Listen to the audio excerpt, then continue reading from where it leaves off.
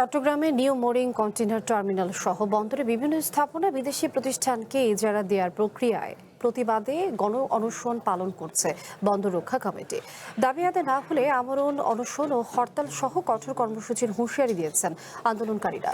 তবে এনসিটি পরিচালনায় সরকার দুবাই ভিত্তিক টার্মিনাল অপারেটর ডিপি ওয়ার্ল্ডের সঙ্গে চুক্তির অনেক কাছাকাছি বলে জানিয়েছেন সংশ্লিষ্টরা। সক্ষমতা ধরে রাখতে এনসিটি পরিচালনায় বিদেশি বিনিয়োগ চায় বন্দর কর্তৃপক্ষ। চট্টগ্রাম বন্দরের সবচেয়ে বেশি লাভ আসে এই নিউ মোরিং কন্টেইনার টার্মিনাল বা এনসিটি দিয়ে।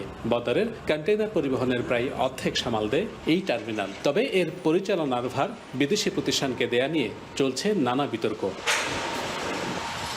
বন্দরের নিজস্ব ব্যবস্থাপনায় পরিচালিত হয়ে লাভজনক ও গতিময় থাকার পরও কেন এনসিটি বিদেশি প্রতিষ্ঠানকে দেয়া হচ্ছে? বন্দর কর্তৃপক্ষের যুক্তি, এখানকার যন্ত্রপাতিগুলো ক্রমশই কার্যকারিতা হারাচ্ছে, তাই প্রবৃত্তি ধরে রাখতে এর বিকল্প নেই। আমাদের ইকুইপমেন্টের যে অ্যাভেলেবিলিটি, এটা কিন্তু ওয়ার্ল্ড স্ট্যান্ডার্ড হলো 93%-এর উপরে।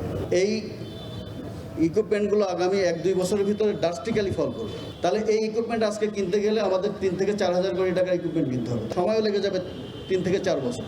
তো 3-4 বছরের মধ্যে তো আপনারা এই এনসিটি আপনারা হুমকির সম্মুখীন পড়ে যাবে। বন্দরের স্থাপনা বিদেশি প্রতিষ্ঠানকে দেয়া আত্মঘাতী হবে বলছেন এ নিয়ে আন্দোলনে থাকা বিভিন্ন সংগঠন।